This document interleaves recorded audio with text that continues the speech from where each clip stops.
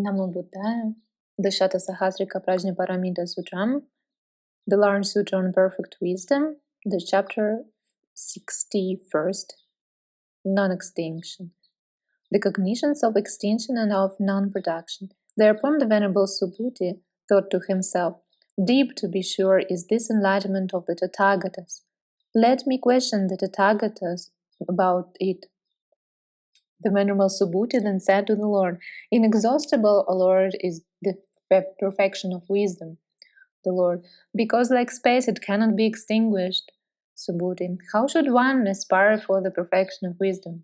The Lord, "Through the non-extinction of form, etc., of the knowledge of all modes, and furthermore through the space like non-extinction of form, etc., to the knowledge of all modes. Moreover, through the space like non-extinction of the karma, formations, etc., through the space like non-extinction of old age and death, of sorrow, lamentation, pain, sadness, and despair. It is thus that the Bodhisattva, the great being, should aspire for the perfection of wisdom. This is the surveying of conditioned co-production which avoids the extremes. To survey conditioned co-production in such a manner, that is the special Dharma of a Bodhisattva who is seated on the terrace of enlightenment. When he thus surveys conditioned co-production, he will gain the cognition of the all-knowing. The Bodhisattva who courses in perfect wisdom through this aspiration for space-like non-extinction, surveys conditioned co-production, cannot stand on the level of disciples or Pratyekabuddhas, but will stand in full enlightenment. If persons belonging to the sattva-vehicle turn away from full enlightenment, they do so because they have not resorted to the attentions of this perfection of wisdom. They fail to cognize how a bodhisattva who courses in perfect wisdom should survey conditioned co-production through the aspiration for space-like non-extinction. Persons who belong to the bodhisattva vehicle and who yet turn away from full enlightenment do so because they have failed to resort to this skill in means. Those bodhisattvas, great beings, however, who do not turn away from full enlightenment, do so because they all have resorted to this perfection of wisdom. The bodhisattva, the great being who courses in skill and means and in the perfection of wisdom, in this perfection of wisdom, should, through the aspiration for space like non-extinction, survey the perfection of wisdom and aspire to it. When he thus surveys conditioned co-production, a bodhisattva certainly does not see any dharma that is being produced without a cause, nor does he review a dharma that is permanent and never stopped.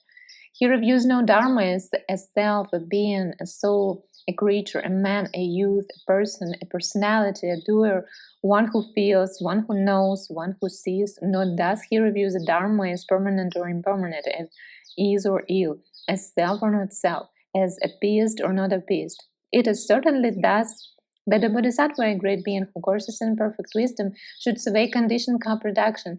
At the time when the Bodhisattva courses in perfect wisdom, he doesn't review form, etc., to the knowledge of all modes, as permanent or impermanent, as is or ill, as self or not self, as appeased or not appeased. He doesn't review the perfection of wisdom, etc. He doesn't review enlightenment, nor that dharma by which he would review enlightenment, nor does he review that dharma by which he would effect the forsaking of all residues of the defilements.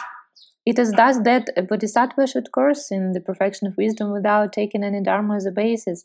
At the time when the bodhisattva, without taking any dharma as a basis, courses in the perfection of wisdom, at that time Mara, the evil one, is afflicted with a dart of sorrow.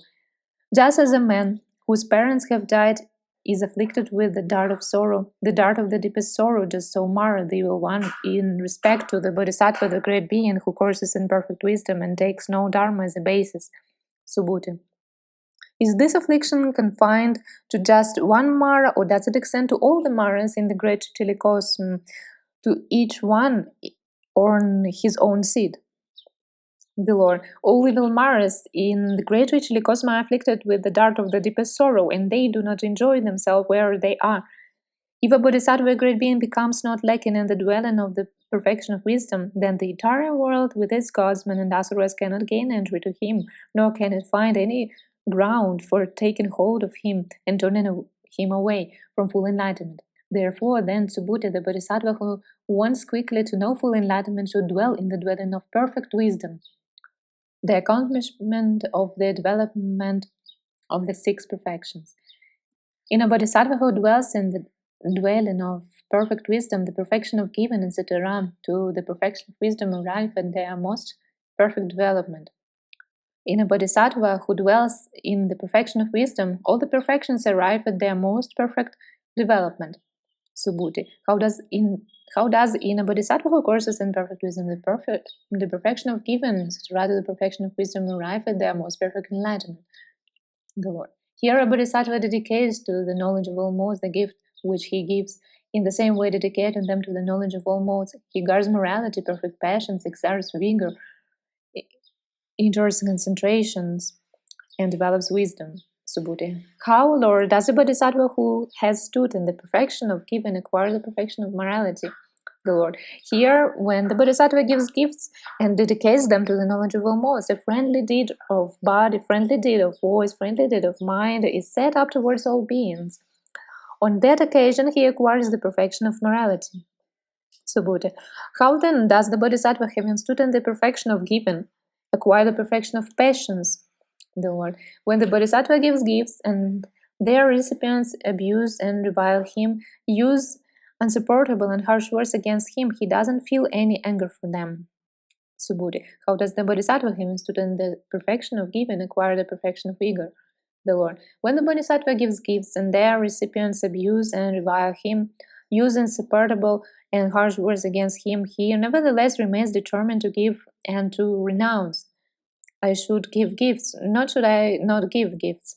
So he generates physical and mental vigor in himself.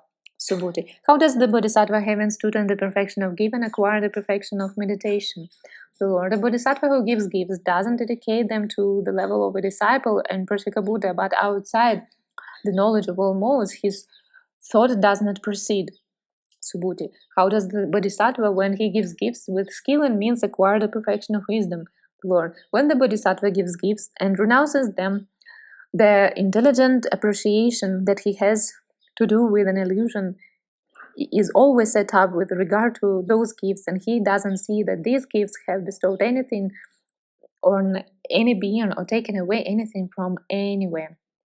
This is the end of the 61st chapter of the large sutra on perfect wisdom, the Satasahasrika Prajnaparamita Sutram.